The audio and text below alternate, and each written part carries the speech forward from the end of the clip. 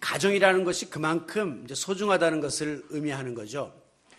이 가정이라는 것은 하나님이 태초에 인간들을 만드신 다음에 두 가지의 제도를 직접 하나님께서 제정해 주셨는데, 그 중에 하나는 안식일. 하나님께서 7일째 되는 날 창조의 사역을 쉬시고 안식하면서 안식일을 기억하여 거룩하게 지키라 하면서 안식일을 우리에게 제정해 주셔서 우리가 오늘 현대적 안식일의 개념으로 주일날 이제 예배를 드리는 거죠. 그리고 이제 또 하나는 아담과 하와를 짝지어 주시면서 둘이 연합하여 부부가 되고 가정을 이루라. 이렇게 하나님이 직접 가정의 제도를, 시스템을 우리 인간들에게 허락해 주셨습니다. 그러므로 사람은 태어나면서부터 제일 먼저 맺게 되는 이 사회적 공동체가 바로 이 가정입니다. 세상에 태어나면 한 생명이 엄마 아빠를 이제 만나게 되고 조금 있다가 형제 자매를 만나면서 제일 먼저 사회를 배우고 또 이제 이 공동체를 배우게 되는 것이죠. 그래서 우리가 때때로 어떤 어려움을 당하게 되면 제일 먼저 생각나는 사람이 바로 식구들입니다. 또 가장 많이 그리운 사람이 가족들입니다. 그런가 하면 모든 사람들이 나를 다 외면하고 떠나고 뒤에서 욕을 한다 할지라도 끝까지 곁에 남아서 힘을 북돋아주고 나를 지켜주고 지지해주는 사람도 또한 가족들밖에 없다는 사실을 우리는 깨닫곤 합니다. 그런데 불행하게도 오늘날 이토록 소중한 이 가정의 근간이 흔들리고 무너지는 그런 위기의 시대 속에 우리가 살고 있습니다. 이것을 다른 말로 가정 해체 현상이다. 가정이 자꾸 분해되고 파괴되는 이런 일들이 벌어지고 있는 것이죠. 철학자 웨일 듀랑이라는 사람 말하기를 이 사회를 지탱하는 두 기둥이 있는데 하나는 국가고 하나는 가정이다 그랬어요. 그런데 이 둘 중에 만약에 국가가 무슨 IMF나 또 혹은 무슨 전쟁이나 또 여러 가지 문제 때문에 무너진다 할지라도 그 사회에 가정이 살아있으면 다시 국가를 재건할 수 있다는 거예요.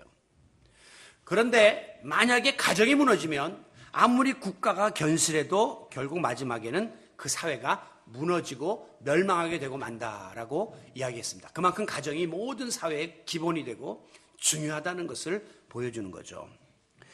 이와 같은 관점에서 볼 때 오늘 우리 사회가 안고 있는 여러 가지 많은 다양한 위기 현상들의 근본 원인을 추적해 들어가면 거기에 바로 가정의 역할과 그리고 질서가 파괴된 데서부터 비롯된다는 사실을 발견하게 됩니다. 예를 들면 지금 이 시대에 아주 흉악 범죄들이 극성을 부리죠. 상상 못했던 일들이 막 벌어지거든요. 그런데 그 범인들을 잡아서 나중에 쭉 조사하고 깊이 상담에 들어가 보면 내 어린 시절에 내가 사회에서 버림을 받고 가정에서부터 버림을 받고 아픔이 있었다는 거기에 다 귀착이 되는 거예요. 그러니까 이 가정에서의 이 교육과 그 분위기와 환경이 얼마나 이 한 사람의 인생을 좌지하고 그것이 나중에 사회를 건강하게 만드는 데 힘이 되는가를 우리들에게 보여주는 단면입니다. 자, 그렇다면 오늘 이 위기의 시대 속에서 예수 믿는 우리 그리스도인들은 우리의 가정을 어떻게 지켜나갈 것인가? 이게 굉장히 중요한 우리의 과제가 아닐 수 없죠. 한마디로 말한다면 우리 그리스도인들은 믿음을 지니고 이 믿음을 유산으로 계속해서 자손들에게 계승해주는 그리함으로 인하여 믿음의 명문 가문을 이루어 가야 한다는 거죠. 우리가 세상에서 명문 가문을 이루기 위해서 많은 사람들이 애를 쓰는데 그 명문 가문의 특징이 있습니다. 예를 들면 그 집안에서 정치인이 많이 나왔다, 학자가 많이 나왔다, 여러 가지 훌륭한 사람이 많이 나왔다. 이런 케이스를 쭉 거슬러 보면 그 집안에서 남다른 교육열을 부모가 가지고 있었다든가 혹은 집안에 어떤 민주적인 질서가 있었다든가 아이들의 창의력을 길러줬다든가 뭔가 그 핵심적인 특징이 보이거든요. 그런데 오늘 우리 그리스도인들의 그 믿음의 명문 가정의 그 가장 중요한 요소는 그럼 뭔가? 이걸 우리가 오늘 찾아보고 그 다음에 이제 그 다음에 과정으로 말씀을 이어가 보도록 하겠습니다. 한마디로 오늘 본문 25절, 29절, 30절에 계속해서 나오는 주제가 뭐냐면 의인이에요. 의인은 이런 복을 받는다. 의로운 사람이 결국 명문 가문의 맥을 이어갈 수 있는 주인공이 된다는 거예요. 자, 그러면 의인이 누구냐? 우리는 흔히 의인 그러면 문자 그대로 그냥 착하고 옳고 바르고 그리고 남을 도와주고 다른 사람을 위하여 희생하는 사람을 우리가 의인이라고 이렇게 부르고 있습니다.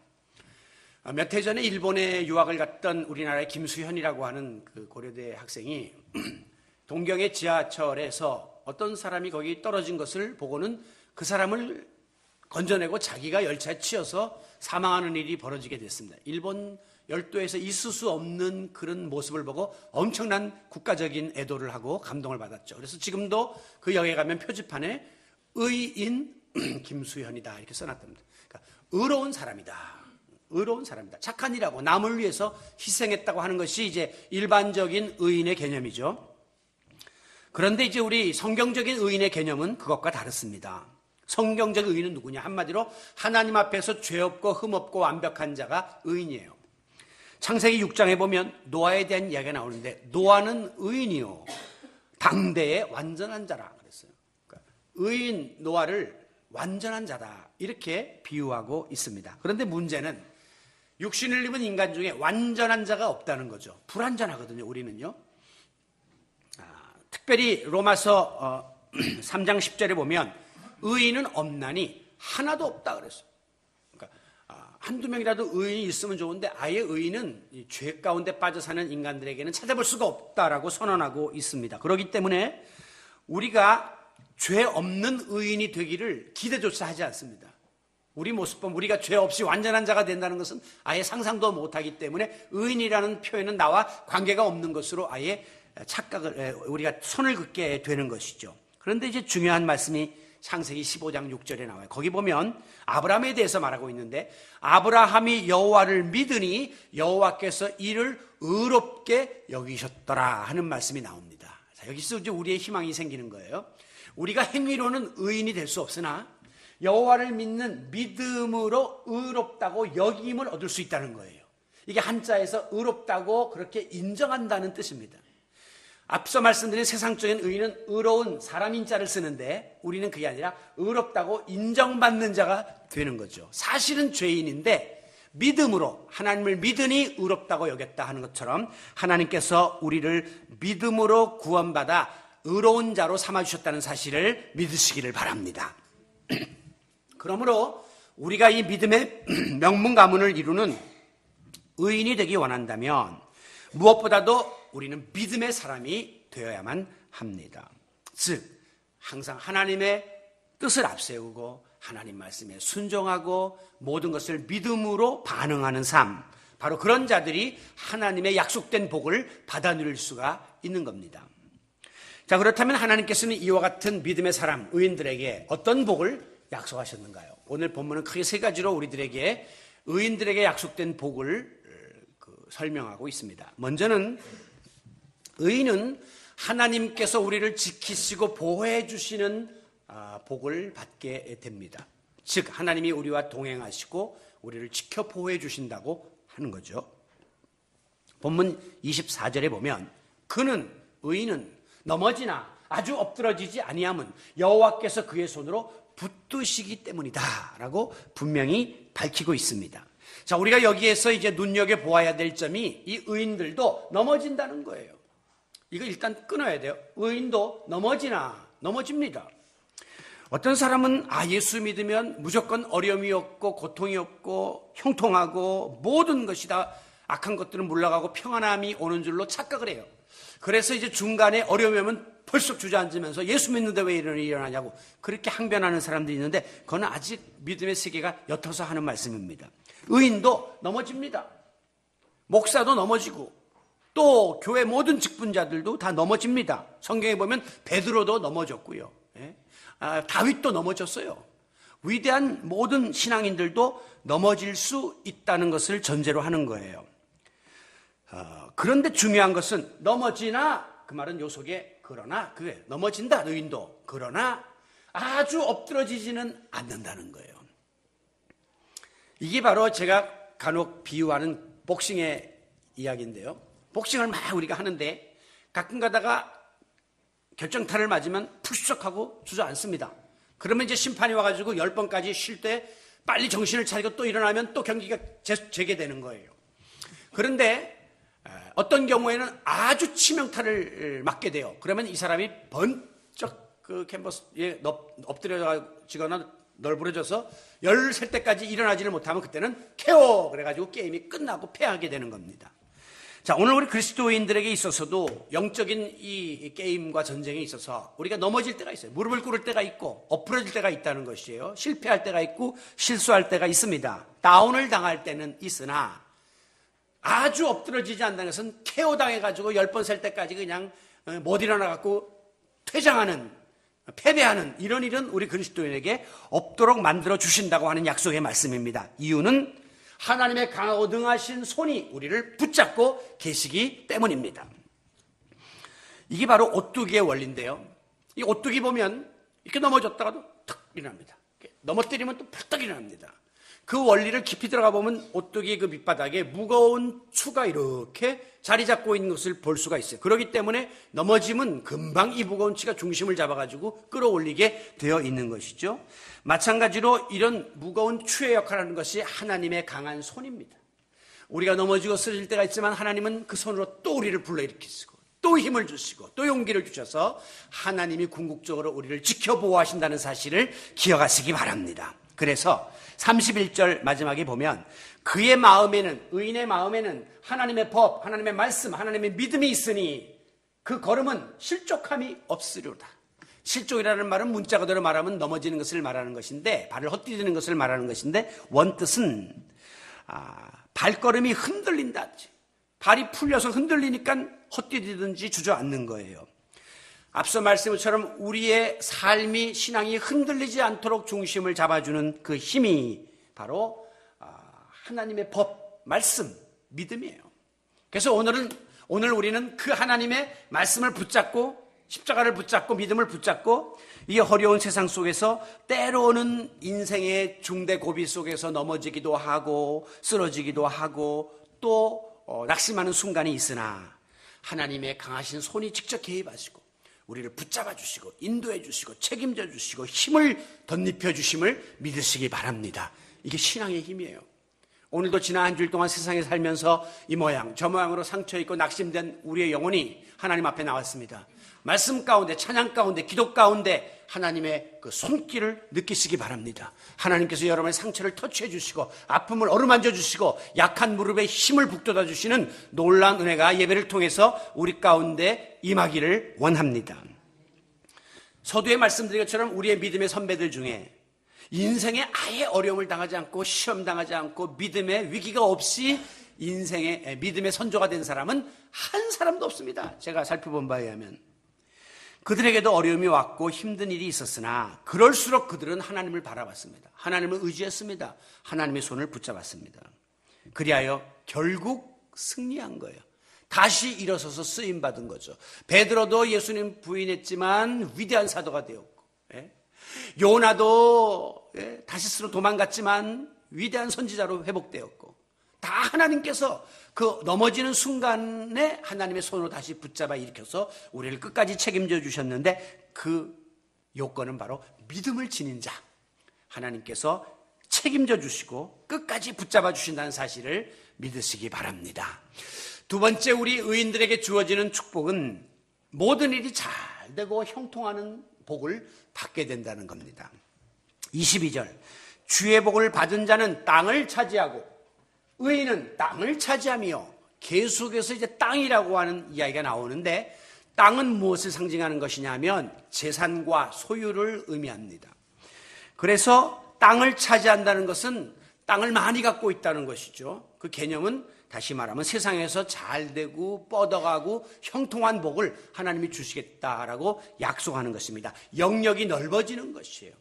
인간의 모든 전쟁은 끊임없이 지금까지 인류 역사 속에서 있어 왔는데 그 전쟁의 궁극적인 목표는 사실 영역을 넓히는 거예요.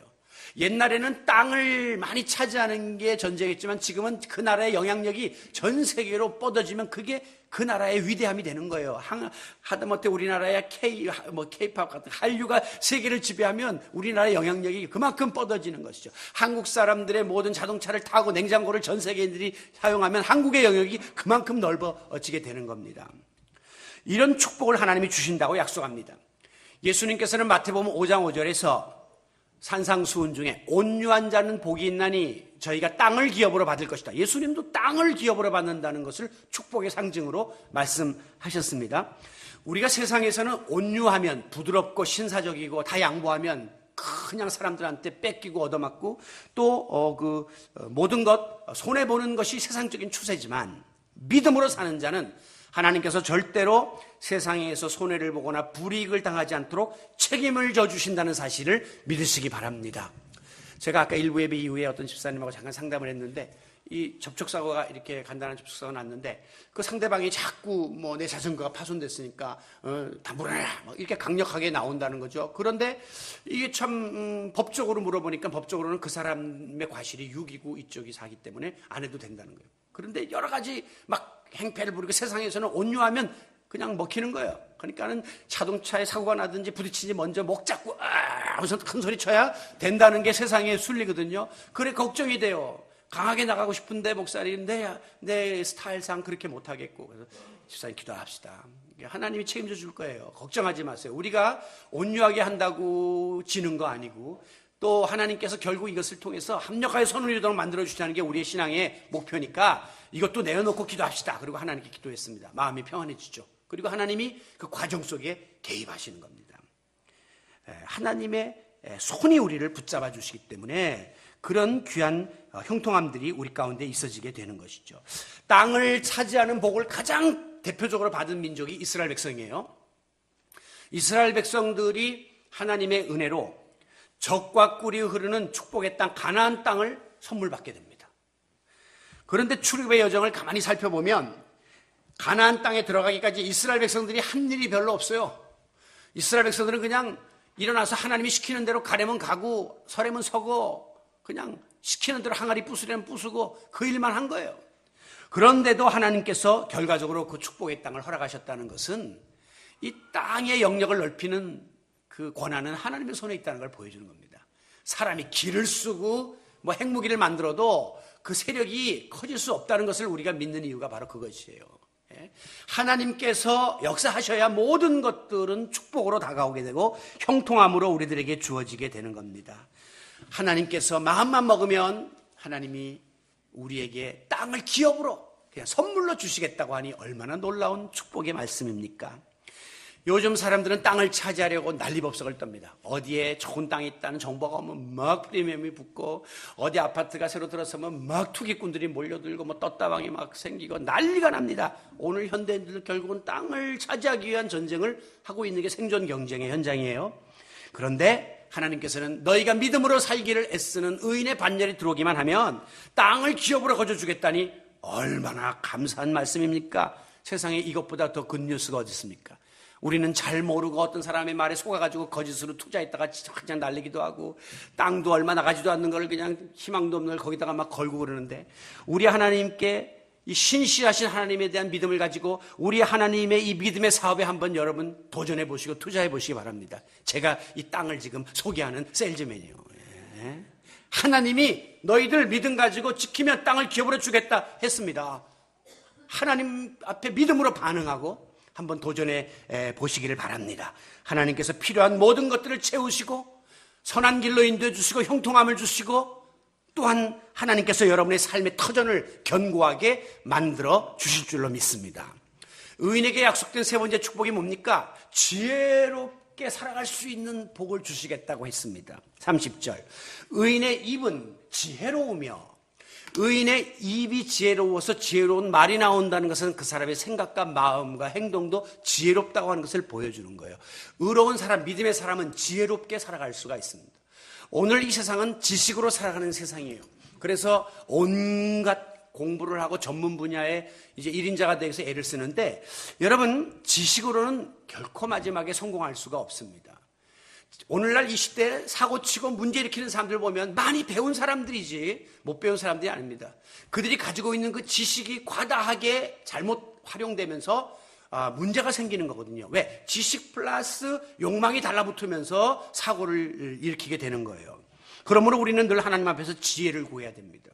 지혜의 근본이신 하나님이 의인들에게는 지식을 주시고 지혜를 쏟아부어 주셔서 바로 살게 하시고 판단하게 하시고 현명하게 살아갈 수 있도록 안내해 주신다고 하니 얼마나 감사한 축복입니까? 여러분, 이 말이라고 하는 것, 여기 지혜로운 말이라고 이렇게 표현하고 있는데, 말은 사람을 살리기도 하고 죽이기도 합니다. 저희 어머님이 지금 양로병원에 계시는데 조금 상태가 안 좋아요. 식사를 거반 3주째 잘 안 하세요. 그리고 자꾸 방울도마도만, 오늘도 전화 왔는데 요만하게 이제 깨끗이 닦아서 그것만 자꾸 잡수고 그러니까 안 되잖아요. 그래서 제가 이제 거기 의사들하고 간호사들하고 이야기를 좀 해봤는데 그분들이 그래요. 어머니가, 할머니가 이렇게 지금 식사를 안 하시는데 좀 좋은 말씀 좀 많이 해주세요. 격려의 말씀 좀 많이 해주세요. 어머니 암만 해도 가시때가 된 것 같아요.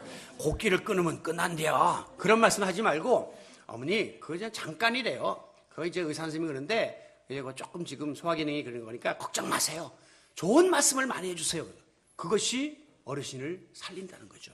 이 말이, 그런데 부정적인 말을 하면 그냥 맥이 풀리면서 좋지 못한 결과를 가져올 수 있다는 거죠. 야고보는 말에 실수가 없으면 완전한 자다. 완전한 자는 아까 의인이라 그랬잖아요. 말 실수 없는 사람은 의인입니다. 그만큼 인간은 말을 다스리기가 어려워요. 제가 어제 설교를 준비를 마치고서 저녁 식사를 하려고 이쪽 양재동 쪽으로 산책을 하면서 내려갔는데 요새 이 초파일을 앞두고 막 등을 많이 달았잖아요. 재밌는 것은 이 우리 동네에 여기는 관문사 영역입니다. 관문사가 천태종이라고 하는 불교의 다른 조계종이 아닌 큰 계파의 여기가 본산지예요. 파워가 센데 이 사람들이 여기를 다 맡아갖고 다는데 제가 지난 김혜영 집사님 그 상이 나서 안동 지역에 가니까 거기 등하고 여기 등하고 틀려. 네. 근데 여기 등도 서울에 다른 데 다니면서 본 등하고 또 틀려요.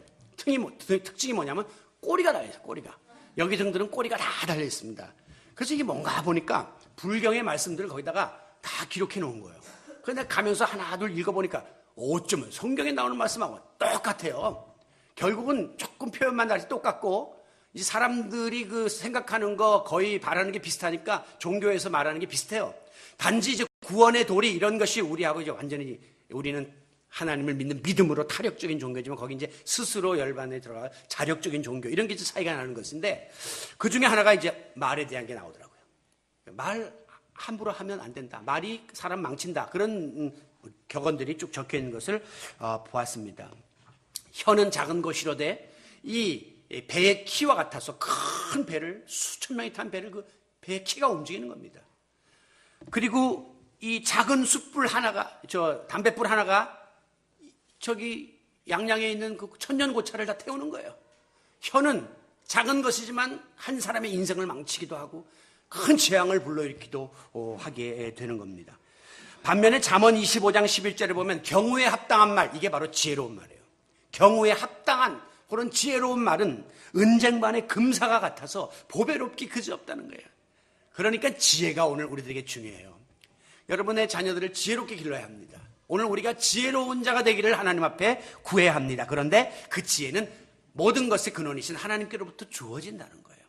그러므로 하나님께서 의인에게 약속하신 지혜의 복이 우리의 입술과 생각과 마음을 지배하는 축복이 믿음을 지키는 자들에게 주어진다고 했으니 이 같은 축복이 우리 가운데 임할 수 있기를 바랍니다. 자, 의인에게 약속된 축복은 하나님이 우리를 지켜 보호하여 주시고 우리의 삶을 형통케 하여 주시며 우리에게 지혜로운 삶을 약속해 주셨습니다. 자, 이와 같이 우리가 당대의 믿음을 잘 지키기만 하면, 그래서 의인의 반열에 들어가기만 하면 하나님은 우리 자신들에게 이런 복을 주실 뿐 아니라 이 축복은 우리의 후손들에게 계승되고 전수되는 놀라운 은혜가 임하게 됩니다. 마치 부모들이 지니고 있는 유전자가 자식들에게 그대로 전수되는 것과 같은 그런 영적인 계승이 이어지게 된다는 겁니다. 성경에 보면 항상 하나님을 부를 때 아브라함의 하나님, 이삭의 하나님, 야곱의 하나님 이렇게 세 사람의 이름을 들먹이고 있어요. 그냥 아브라함의 하나님 하면 될 것을 왜 그 아들 이삭의 하나님 그러면 될 것을 또 이삭의 아들 야곱의 하나님 이 세 사람의 이름을 다 부르냐 하는 것이에요. 아버지 아브라함의 그 견고했던 믿음을 보고 자란 이삭은 그대로 그 믿음을 답습해서 믿음의 사람이 된 겁니다.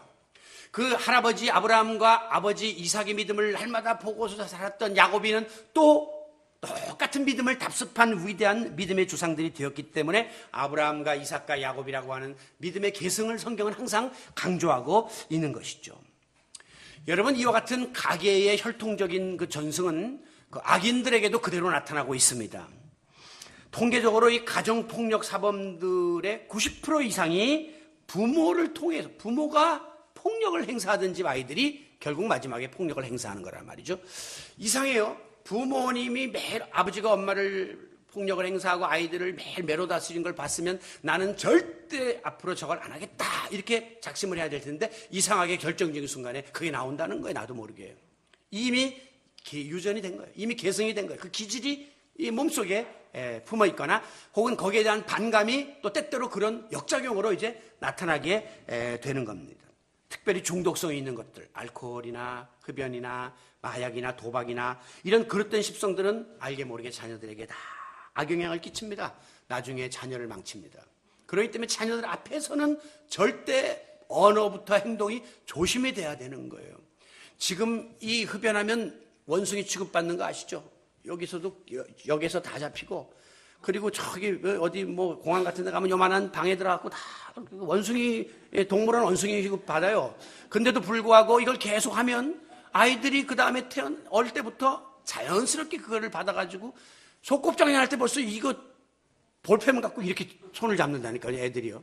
물을 마시고도 캬 소리를 낸다니까요, 아이들이요. 왜? 보고 들은 게 그거고 아버지는 저걸 제일 좋아하시고 저걸 가장 즐거워하니까 거기에 대한 악영향이 계속 아이들에게 가는 겁니다.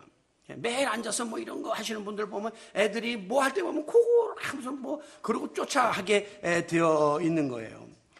여러분 28절 중반절에 보면 의인의 자손은 영원히 보호를 받으나 악인의 자손은 세상에서 끊어진다 그랬어요. 멸망당하게 된다는 사실을 잊지 마시기 바랍니다. 출애굽기 20장 5절에 보면 하나님이 미워하시는 죄는, 하나님을 미워하는 자, 하나님을 미워하는 악인의 죄는 아버지로부터 아들에게까지 3대로 이어지지만 하나님을 사랑하고 하나님의 계명을 지키는 자들의 그 은혜는 1000대까지 하나님의 은혜를 받는다. 그렇게 기록하고 있습니다. 여기 보면 악도 계승되고 은혜도 계승된다는 것을 우리들에게 보여주는 말씀이에요.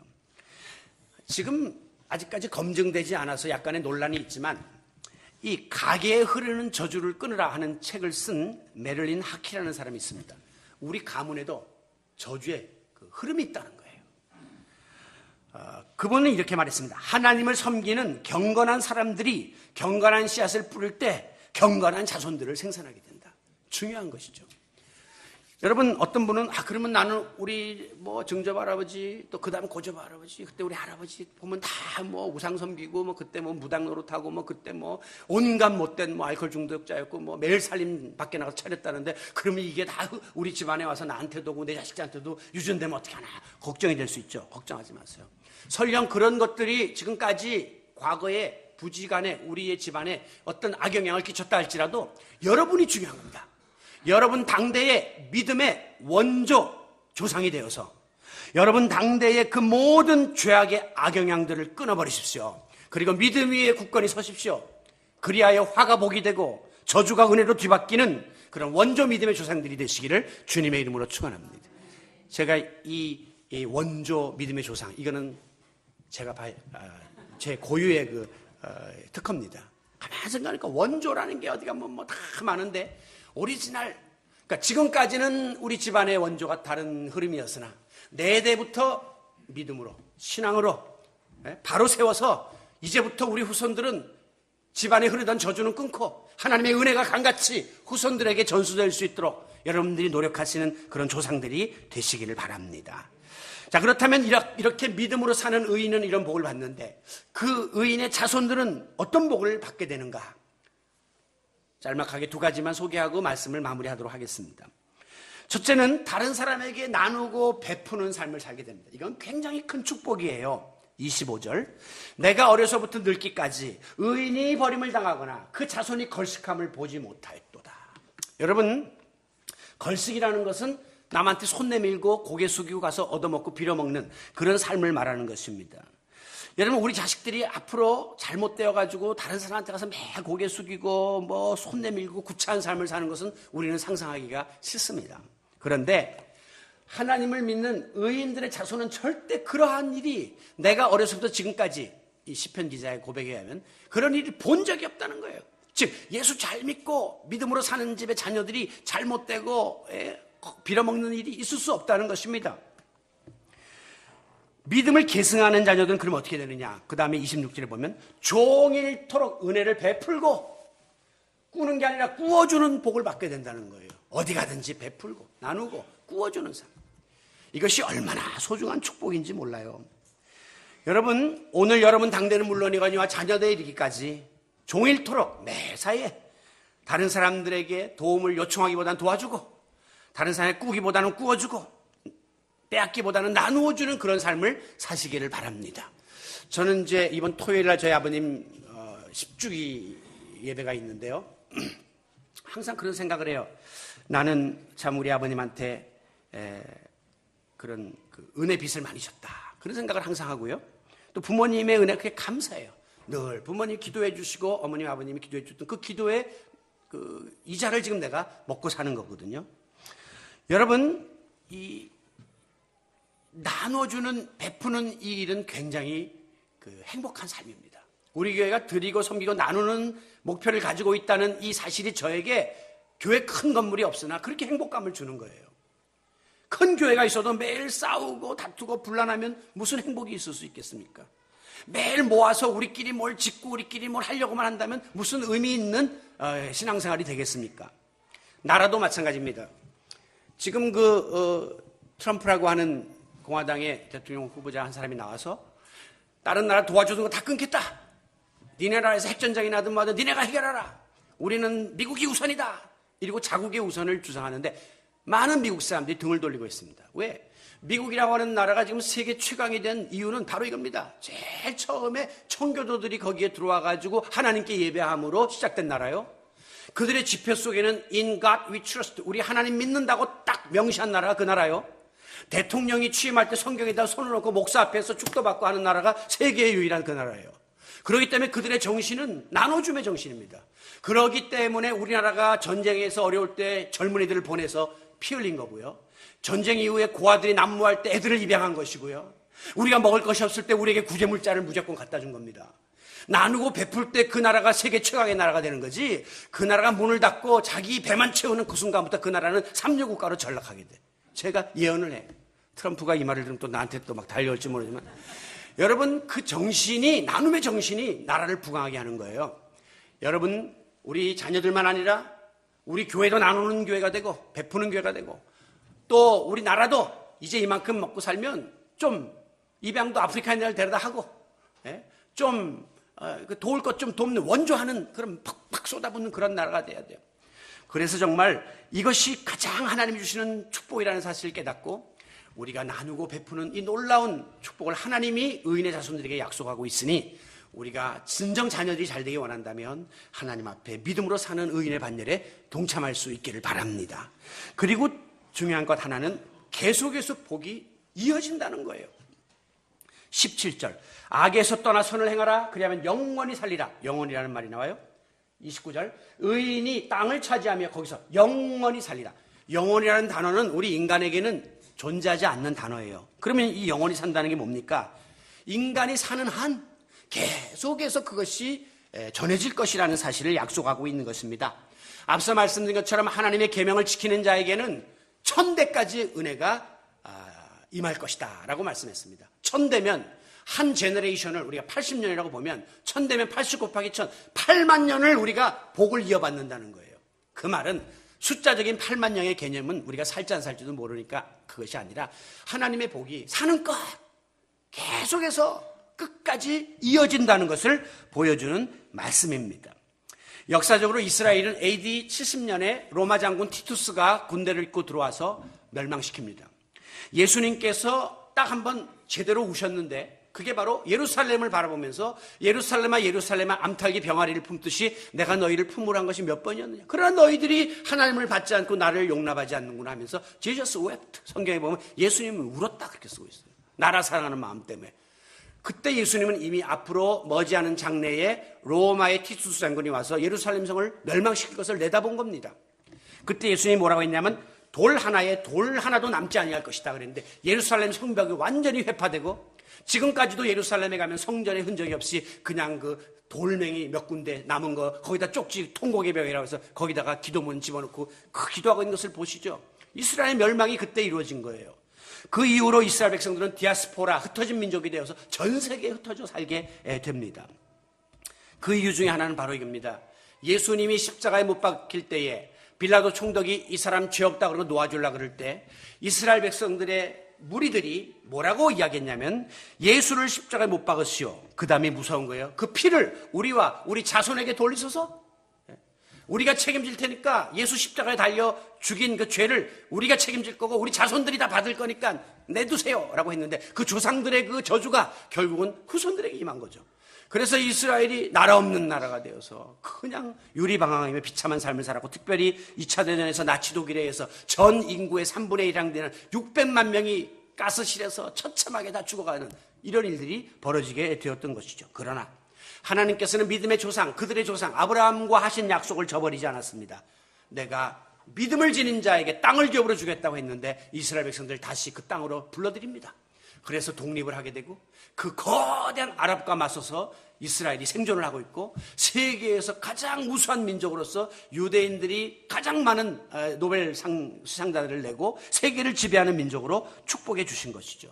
하나님의 약속의 말씀은 대를 이어서 중간에 과정이 좀 있었지만 결국은 하나님이 응답해 주신다는 사실을 입증하고 있는 역사적 사실입니다. 그렇습니다. 21절 하반절에 있는 말씀처럼 그의 자손은, 이건 의인의 자손은 복을 받을 것이요, 세 번역에 보면 큰 복을 받을 것이다 라고 분명히 밝히고 있습니다. 여러분이 믿음 잘 지키고 믿음의 영향력을 자녀에게 물려주면 여러분 그 자녀들에게까지 복이 자자손손 이어지는 놀라운 은혜가 임하게 됨을 믿으시기 바랍니다. 우리가 흔히 자녀들에게 기대하는 것은 세상에서 공부 잘하고 그리고 출세해서 돈 많이 벌고 성공하는 것을 기대하고 있습니다. 그러나 여러분 앞서 말씀드린 것처럼 그 지나친 지식과 물질적인 부와 명예와 권력이 그 사람을 망가뜨리는 일들이 얼마나 크게 일어난지 모릅니다. 일반 서민이 잘못하면 자기 하나 책임지면 되지만 나라의 지도자가 되어서 그 사람이 잘못하면 그 밑에 수많은 종업원들이, 그 수많은 국민들이 피해를 입게 되는 거예요. 오늘 우리가 자녀들에게 물질적으로 잘되고 세상적으로 출세하는 이 일을 강조하기보다는, 그리고 그것을 자식한테 물려주려고 불법을 행해가지고 막 법을 어기면서 자식한테 물려주고, 지금 자기네 회사는 다 망가지게 되는데 주식을 또 어떻게 판매하고 이득을 얻어갖고는 또 스스로 그런 일을 해서 비난을 받지 않습니까? 그러나 우리가 믿음을 자손들에게 물려주는 일은 누구에게도 비난받지 않습니다. 믿음을 자식들에게 세습하면 사람들이 부러워합니다. 저런 가정이 어떻게 있느냐 그러면서 박수를 칠 뿐이죠. 자랑거리가 되는 것입니다.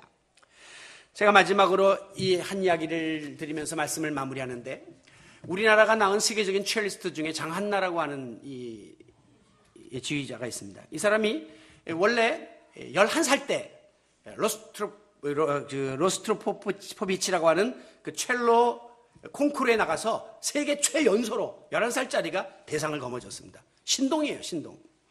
지금은 이제 유명한 첼리스트가 되고 동시에 지휘자가 되어가지고 카타르 그 교향악단 지휘도 하고 이러면서 영역을 넓혀가고 있는데, 얘가 이제 음악을 잘하니까 집에서 미국으로 이주를 했습니다. 그래서 공부를 했는데 공부를 너무 잘하는 거예요. 그래서 이게 음악 신동인과 동시에 천재예요. 보통 음악을 하는 애들은 음악대학으로 보내는 겁니다. 그거만 계속 하게 해갖고 키우는데, 얘는 너무 성적이 좋게 나오니까 미국 최고의 하버드 대학에 철학과에 입학을 했습니다. 음악은 대학 가서 안 배워요. 그냥 사이드로 배워도 잘하니까. 그리고 이제 철학과에서 그 자기의 그 모든 지적 세계를 넓혀가는 그런 아주 유명한 우리나라의 인물인데요. 그녀가 그 인터뷰에서 한 그 신앙 고백입니다. 이게 공개적인 인터뷰, 무슨 기독교 잡지가 아니라 일반적인 그곳에서 이 장한나의 모든 생활을 쭉 인터뷰했는데, 그 중에 이런 말이 나와요. 저희 가족은 독실한 기독교 집안입니다. 잠자리에 들기 전에는 항상 가족 예배를 드리면서 하나님의 사랑을 나누어 왔습니다. 지금 내가 여기까지 이르기까지 수많은 사람들이 저를 도와주시고 좋은 은인들을 만나게 되었는데, 그것은 하나님이 계획하셨다는 것밖에는 설명할 길이 없습니다. 다시 말하면 기가 막히게 길이 열리고 하나님이 도와줘 좋은 사람을 만나서 내가 여기까지 왔다는 고백이죠. 하나님은 때를 맞춰서 부족함이 없이 필요한 모든 것들을 나에게 채워주셨습니다. 장한나의 부모가 어릴 때부터 이 아이를 신앙으로 키우고 가정예배로 키우고 기도로 키워놨더니 그 소중한 신앙의 유산이 지금 장한나를 통해서 열매를 맺게 되고 그녀를 세계적인 음악가로 그리고 많은 사람들이 표상으로 삼는 인물로 키워서 복이 이어지고 있는 것이죠. 사랑하는 성도 여러분, 하나님께서는 타락한 세대를 바로잡기 위해서 노아의 믿음의 명문 가문을 일으켜서 그 시대를 변화시켰습니다.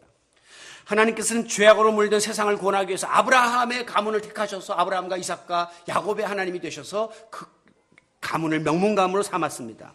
오늘 부족하지만 저와 여러분의 가문도 하나님 앞에 바로 서기를 힘쓰므로 이 시대를 변화시키는 주님의 도구로 쓰임받게 되기를 원합니다. 어떤 분들은 앞서 말씀드린 것처럼 우리는 이미 교육 다 끝났어요. 이제는 명문 가문 되기는 틀렸어요. 이렇게 생각할지 모르지만 천만의 말씀, 하나님은 지금도 어떤 모양으로 어떻게 역사하실 줄 몰라요. 제가 오늘도 일부 끝난 다음에 어떤 집사님에게 아직까지 자녀들이 교회를 안 나가지만 사회적으로는 굉장히 성공했는데요, 제가 걱정하지 마세요. 하나님은 지금 역사하고 계십니다. 보니까 또 그 집에서 태어난 손자를 통해서 또 기독교 학교를 들어가지고 걔가 기도문을 적어오면서 또 다른 역사가 이제 일어나기 시작하는 거예요. 하나님은 어떤 모양으로든지 어떤 때에 하나님께서 역사하실 줄 모르니까 절대 여러분 가정과 자녀에 대한 기대를 포기하지 마십시오. 여러분 남편에 대한 기대를 포기하지 마십시오. 우리 서춘길 집사님이 오늘부터 일부 예배 찬양 인도자로 섰습니다. 찬양자로. 여러분 얼마 전만 해도 교회 나오지도 않았던 사람이고 꿈도 못 꿨던 분이에요. 목사님이 주일마다 주는 이걸 토요일날 밤늦게까지 쳐서 지금 이 작업을 하는 분이 저분이요. 그것도 더 모자라서 하나님께 충성하고 싶어서 또 일부 예배 때 와서 또 찬양으로 하나님께 영광을. 세상에 그 딸과 이 엄마가 도대체 뭔 일인지 모르겠다는 거예요. 뭔 일은 하나님이 지금 주물르시니까 마음의 역사가 일어나는 거죠. 예? 걱정하지 마세요.